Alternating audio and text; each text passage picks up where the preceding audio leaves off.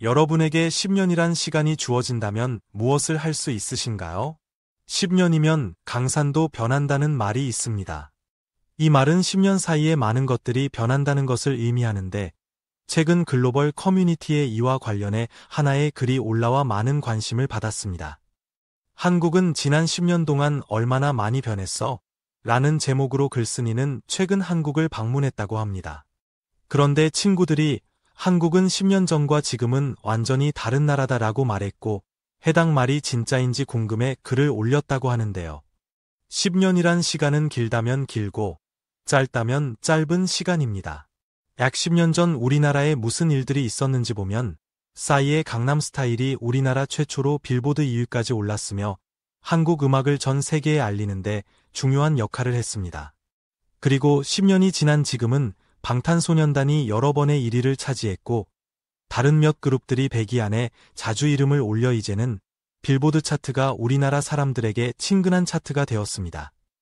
그리고 2013년 기준 최저임금은 4,860원이었으며 8시간 기준 약 39,000원에 해당됐습니다.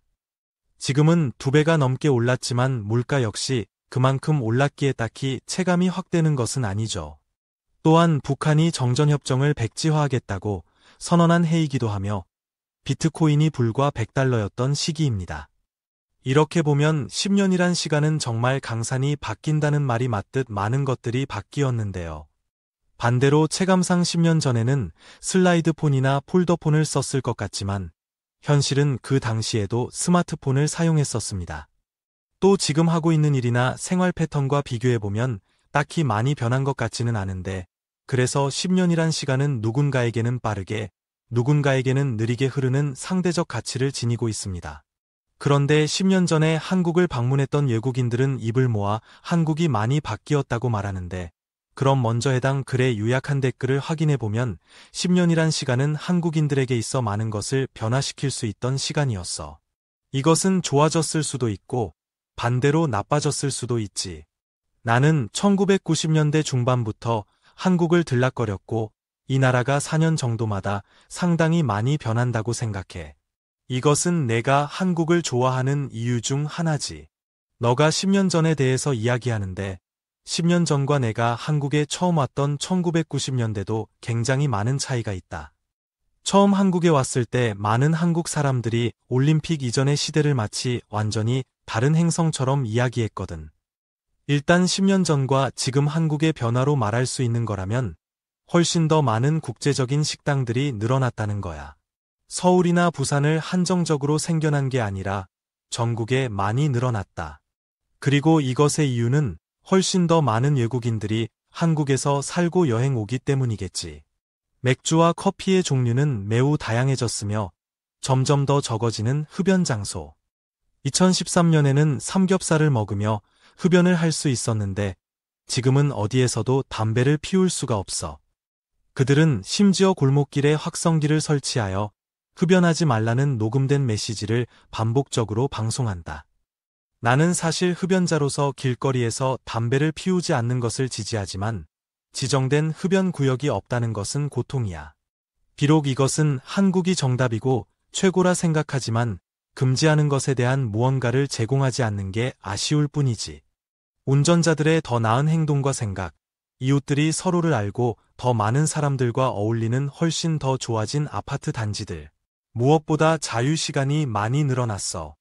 대부분의 사람들은 주중 근무 시간이 계속 짧아지고 있으며 휴가도 길어지고 있기 때문에 지금은 여가 활동을 더 할 수 있다. 내 기억에 한국은 학생들조차 토요일에도 등교해야 됐고 직장인들도 주 5일이 아닌 6일, 7일을 기본으로 근무했어. 서울은 10년 전보다 훨씬 더 깨끗해졌다. 그 당시에는 사방에 쓰레기가 널려 있었거든. 아직도 가끔 길거리에서 쓰레기 더미를 쌓아놓지만 내게는 10년 전보단 훨씬 나아진 것으로 보여. 그때는 사람들이 어깨를 부딪히거나 갑자기 욕하는 등 공격적이고 매너 없이 행동하는 사람들이 많았다면 지금은 더 공손해 보인다. 사람들은 지하철을 탈 때도 어깨를 부딪히지 않고 타고 내린다. 이태원은 정말 많은 것이 바뀌었고 특히 홍대는 예전에 가졌던 미친 듯한 분위기가 이제는 없다. 젊은 힙함을 잃었고 유흥을 위한 상업화된 지역이 됐다. K-팝에 빠져있는 많은 외국인 여성들이 원하는 오빠를 찾기 위해 홍대를 찾고 있을 뿐이야. 너는 많은 곳에서 카드로 결제를 해야 돼. 특히 키오스크가 많아지면서 외국인들은 무언가를 구매하기가 더욱 힘들어졌다. 사람들은 더 이상 예전처럼 차려입지 않아. 10년 전에는 모든 사람들이 정장을 입곤 했는데 패션이 좀 더 캐주얼해진 것 같아. 많이 언급되지만 외국인들이 너무 많아. 내가 하루 동안 얼마나 많은 외국인들을 보게 되는지 약간 충격을 받을 때가 있어. 예전에는 보통 작은 차가 많았지만 요즘에는 SUV를 운전하는 사람이 무지하게 많더라고. 2012년에는 외부의 영향을 크게 받지 않은 발견되지 않은 나라라는 느낌이 강했어. 이것은 마치 아시아에 손대지 않은 섬처럼 느껴졌다. 외국인도 많이 없었고 그나마 마주치는 외국인은 미군이 전부였지.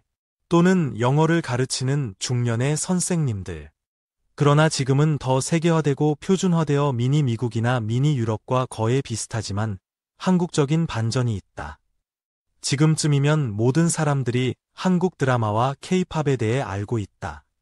적어도 나는 10년 전에 한국 문화가 이렇게까지 전 세계 사람들에게 관심을 받을 거라 전혀 예상하지 못했어. 싸이의 강남 스타일이 처음이자 마지막 유일한 존재였다고 생각했거든. 그러나 내 예상은 완전히 빗나갔고 한국은 문화 강국으로 우뚝 섰다. 유럽 사람이라면 내 말에 크게 공감하겠지만 10년 전과 지금 바뀐 게 뭐냐고 물어본다면 더 이상 잘하지 않고 빠져버린 내 머리뿐이라고 대답할 것이다. 그러나 한국은 10년이란 시간을 다른 나라들이 30년 이상이 지나야 쌓을 수 있는 많은 업적을 이루어냈고 또 변화하고 있으며 이것은 원하고 있다. 지구에서 가장 역동적인 나라이며 도시야. 무엇보다 가장 큰 차이라면 모두가 10살이 더 많아졌다는 것이겠지. 글은 여기서 끝이 납니다. 장문의 댓글이 굉장히 많은데요. 그만큼 10년 동안 우리나라가 얼마나 바뀌었는지에 대해 이야기할 거리가 많다는 뜻이기도 하겠죠. 그럼 바로 10년 동안 한국의 변화에 대한 글에 요약하지 못한 더 많은 해외 반응 살펴보겠습니다.